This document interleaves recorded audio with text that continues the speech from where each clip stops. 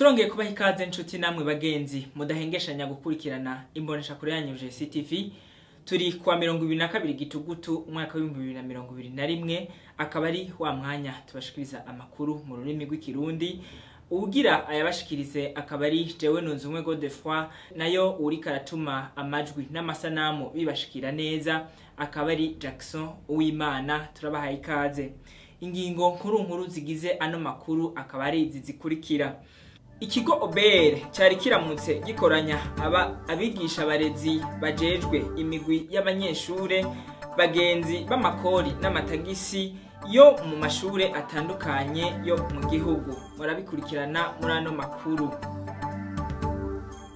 Hakoraniye kuri uyu wa 22 Gitugutu umwaka wa 2021 mu Cibitoke ca Bujumbura abari mwihuriro ry'amashirahamwe n'amasendika y'abakozi bakorera mu gisata c'abanyamyuga. Nibi nyene murabikurikirana muri ano makuru. Murakurikirana muri ano makuru igice ca gatatu c'umwanya w'umutumire, mu mwanya inkuru imwe ukwayo.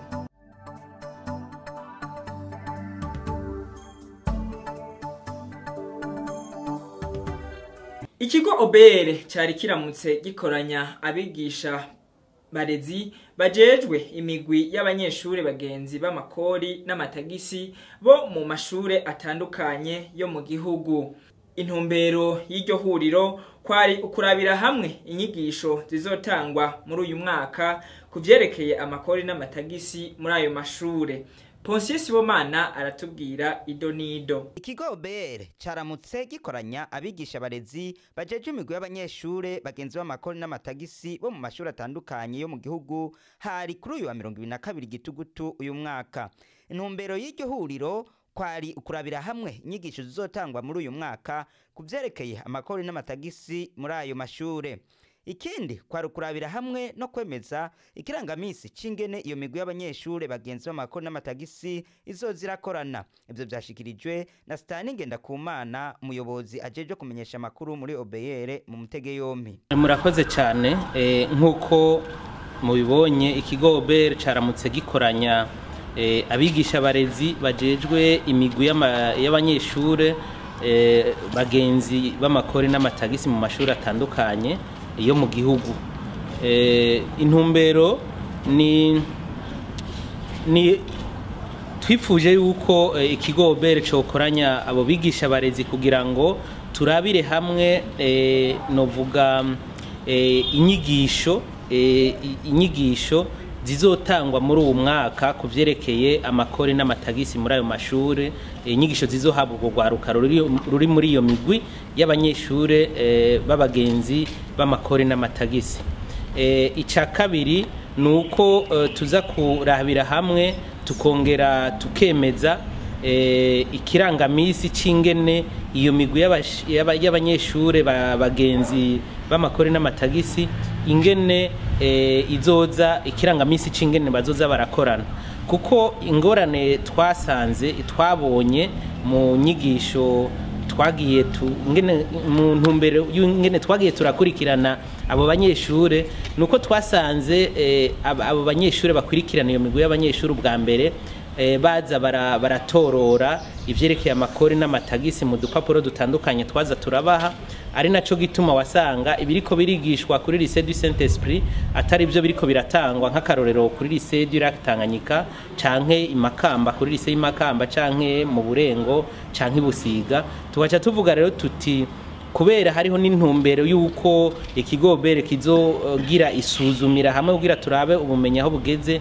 Ni vyiza rero yuko baba bafise novuga nti igitabo kirimwo izo nyigisho zimwe kuri ayo mashuri yose yifatiro les écoles pilotes.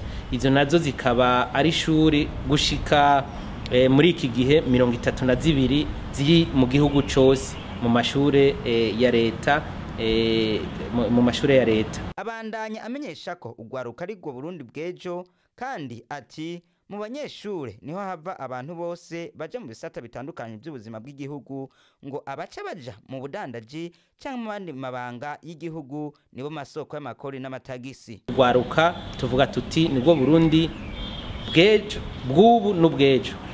mu banyeshure murabizi mu gwaruka niho hava abantu bose baja mu bisata bitandukanye bw'ubuzima bw'igihugu, abatanga kori, abaja kudandaza bagacika abakomersan, abaja mu buzima bw'igihugu gutunganya imirimo itandukanye mu nzego zitandukanye z'igihugu.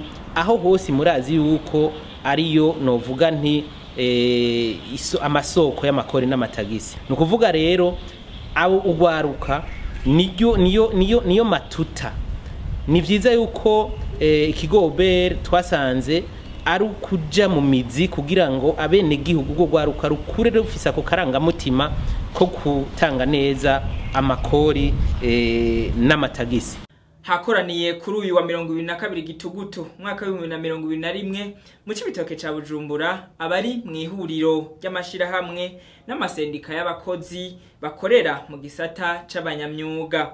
Intumbero yari yo gutanguza ibikorwa by'iyo federation ku mugaragaro hano mu gisagara ca Bujumbura, ndetse no kwitegekaniriza kazoza kabene gihugu bo mu gisagara ca Bujumbura. Iyi nkuru twayitoherejwe na Jackson Uwimana, tuyisomerwa na Ponsier Sibomana. Ihuriro ry'amashirahamwe n'amasendika y'abakozi bakorera mu gisata c'abanyamyuga ryabereye mu Cibitoke ca Bujumbura hari kuri uyu wa 22 Gitugutu uyu mwaka. Intumbero y'ivyo bikorwa ngo kwari gutanguza ku mugaragaro ibikorwa vya federation ihurikiwemwo n'abakozi n'abanyamyuga ngaha mu gisagara ca Bujumbura.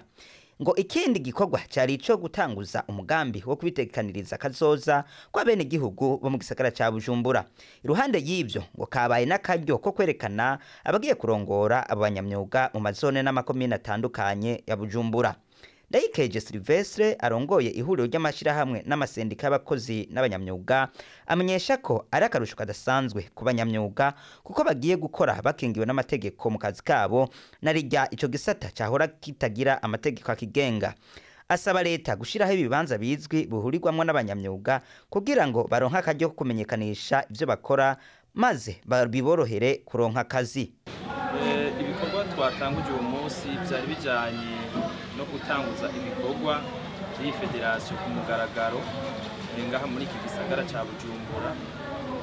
Ikindi gikorwa cyari gutanguza umugambi wo kumenyekanisha igikorwa cyo gufata assurance pension complémentaire, kuvuga kwitegekaniriza kazoza kwa bene igihugu ngaha mu gisagara ca Bujumbura. Ikindi gikorwa ni ico kugira ngo twerekane abagiye kurongora abanyamyuga muri aya mazone agize igisagara ca Bujumbura ndetse no mu makomine yose. Musanzwe muzi iki gisata ko atamategeko y'akazi bari bafise abagenga, ariko gushika uwo munsi kuvaho leta ihinyanyuriye itegeko ryo gukinga no gutegekaniriza kazoza, aba banyamyuga barashoboye gushigwa mu mategeko. Ikindi naco leta hihinyanyuriye itegeko rigenga akazi, barashoboye gushiramwo aba banyamyuga muri secteur informel ndetse n'abakozi bo mu nzu barashizwemwo muri code du travail. Ivyo rero bikaca bibatuma ubuzi bwabo babukora batekanye ndetse bakaronka n'uburenganzira bwo kubukorera no hanze y'igihugu kuko baba bafise amategeko abagenga. Ivyo rero bizoca bibazanira akamaro kugira ngo bakora akazi batekanye bazwi. Tugomba yuko bagira leta yotunganya ibibanza bashobora guhuriramo, kuko iyo umuntu afise umwuga biragoye yuko ukeneye kumuha akazi amumenya. Harakenewe rero ko hobaho ibibanza bizwi, espace public zizwi, abanyamyuga bagenda bagatondamo, hanyuma bakeneye kubaha akazi bakabasangaho. Ivyo bica bituma utanga akazi aronka aho yitura ico nokwita marché du travail, kuvuga bamaze kuronka aho bahurira n'ababakeneye baca babaronka vyoroshe. Ariko ubu kubera baba bari mu mihana iwabo barafise amatara, barafise imyuga, ariko biragorana yuko bashobora kuronka akazi, kuko akazi ubu baca bakaronka biciye mu kimenyane. Ugasanga ufise nk'inshuti ikeneye nko kubaka yaguhaye akazi, ariko arutonde ubu kugeza ubu munsi ruhari aba banyamyuga bashobora kurondereramwo akazi ruzwi. Ariko hamaze kuorganiza ivyo bibanza ca mwumva izo mendevre zibonetse yuko abakeneye gutanga akazi baca baronka aho baza gusaba abakozi nabo bakaronka basaba akazi. Uyu nawo ni wa mwanya w'umutumire, reka twongere duhe ikaze Noe Irankunda, niwe yayaze n'umutumire. Turiko twerekeza ku musozo, mbega mu Burundi hoba hariho nk'ibisata canke imigwi y'ibintu canke y'abantu mubona yategezwa gutanga ikori mugabo kugera ino saha ataratanga ikori? Murakoze cyane. Abo tubona naba anyi bakora urudandazwa ngendagende niko nogwita. Abantu bakora urudandazwa ngendagende, aba bantu ntibariha amakori, birababaje. Ni ibi tuvuga commerce ambulant, abadandariza mu minwe. Ubu n'umugwi w'abantu novuga nti bategerezwa twama turiko turabigisha, ariko bizosaba yuko hafatwa ingingo kugira ngo umudandaza wese aje mu kibanza kize. Uwundi mugwi nuw'aba bantu batarigera baza mu kigobe gusaba inimero ndangamutanga kora ariyo NIF na registre de commerce. Mwe nabo bantu numugwi nawe nyene w'abantu dufate bariko barikorera, bariko barakora imirimo ibazanira amahera, ariko ntibazwi, ntitubazi. Ego novuga nti ahanini iyo niyo migwi y'abantu ucishirako n'abandi dufate bakora imirimo ibazanira amafaranga mugabo ibazanira inyungu y'amahera, ariko ntibaze kwimenyekanisha mu kigobere ngo baronke NIF na registre de commerce. Abo rero baracahari, niyo ntumbero y'igisata dufate tujejwe cyo kwigisha kugira ngo babanze batahure ko bategerezwa kuza imbere y'uko ingingo z'ababijejwe abafise uburenganzira bwo gufata ingingo bazozifata ku neza y'igihugu, kuko igihugu kugira gitera imbere nuko abantu bose twese tuba turiko turaterera biciye mu makore n'amatagisi. Ego mu kurangiza, mbega ufise amakuru agomba guha OBR haba kuvyerekeye fraude canke umukozi wa OBR yatsigiturire yo bigenza gute? Murakoze cyane.